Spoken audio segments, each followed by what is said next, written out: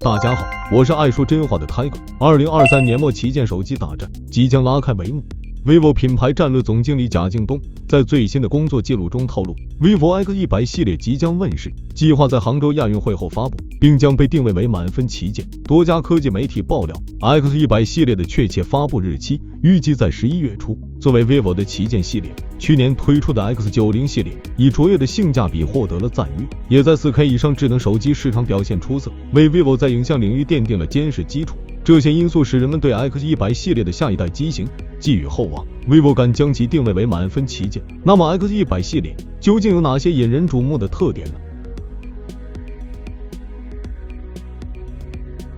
？vivo X100 系列影像方案最大的变化是用上2亿像素潜望式长焦。硬件参数上 ，X100 将采用索尼 IMX989主摄5000万像素1英寸大底，同时提供可变光圈。潜望式长焦来自三星 HP3 改进版，2亿像素，10倍光学变焦，200倍混合变焦。当然，前代广受好评的人像镜头也得以保留。在过去3年时间里，各家厂商从在长焦镜头上你追我赶，到逐渐放弃，再到今年回归主流，经历了很大的市场需求变化。vivo 早在 X30 系列上就首发了潜望式长焦镜头的方案，最高支持到60倍的混合变焦，极大的提升了远视成像表现。华为、OPPO、荣耀几乎每一家厂商都在2020年左右追赶潜望镜头方案。在当时的旗舰机型发布会上，比拼拍月亮已经是常驻项目，但随着市场需求的变化，厂商们更加重视成像风格、AI 算法以及主镜头的传感器尺寸。从消费者的视角来看，潜望式长焦的确能带来非常大的视觉震撼，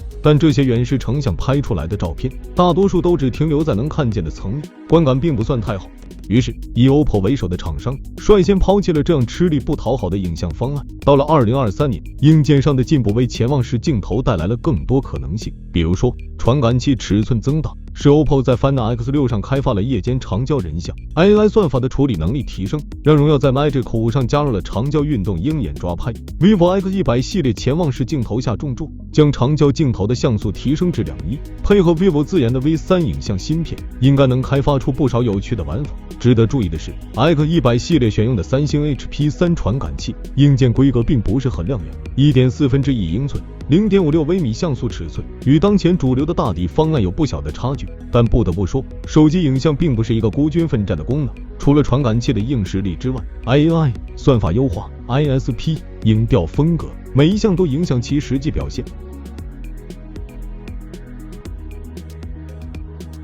vivo X100 系列的定位是满分旗舰，在性能上自然也不能落后。据悉 vivo 将首发联发科天玑9300旗舰芯片 X100、X100 Pro 2款机型率先搭载。参数上，天玑9300采用台积电4纳米制程工艺，首次采用全大核心方案。该芯片由8核心组成，包含4颗 Cortex X4 超大核与4颗 Cortex A720 大核心，彻底拿掉小核心，这也让人对天玑9300的性能表现相当期待。Cortex X4 与前代相比，性能提升了 15%， 得益于全新高效微架构，在同等工艺的情况下，能耗较前代降低了 40%， 而 Cortex A720 的峰值性能较前代提升了 20% 左右，反映到实际使用上，更高的峰值性能表现能够使手机保持长时间的流畅性。但消费者们对 X100 系列搭载的天玑9300也存在一些担忧。联发科首次在旗舰芯片上选择全大核心的方案，尽管抛弃小核心之后能使其整体峰值性能非常强劲，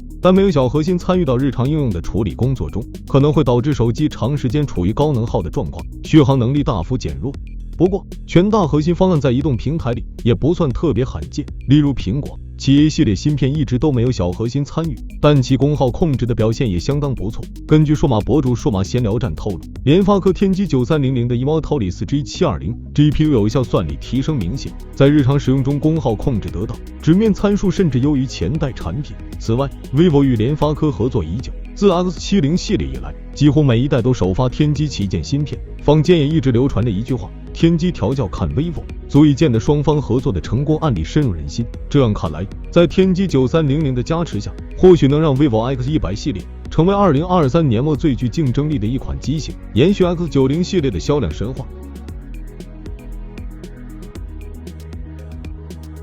8月底，华为 Mate 60 Pro 突袭开售，成为其首款未发布先开售的旗舰机型，刷新自身各项纪录。由此，2023年年末旗舰大战也正式拉开序幕。vivo X100系列首发天玑9300旗舰芯片以及自研 V3 影像芯片，同时提供了200倍混合变焦方案，性能、影像均有出彩的地方。外围配置方面 ，X 轴线性马达、红外遥控、120瓦超级快充以及全功能 NFC， 的确称得上满分旗舰。不过，放眼整个智能手机市场战况激烈 ，vivo 可能还需要憋一些大招出来。比 X100系列早一些发布的华为 Mate 60、Harmonious、昆仑玻璃、玄武架构、盘古大模型、卫星通信，黑科技满满。不仅是产品力旺盛 ，Mate 60系列还未正式发布，已经有了超80万的销量，口碑、销量双丰收。而 vivo 需要担心的还有另一个强的竞争对手苹果。据早前消息透露 ，iPhone 15 Pro Max 将搭载由索尼提供的潜望式镜头，能实现最高6倍光学变焦、30倍混合变焦。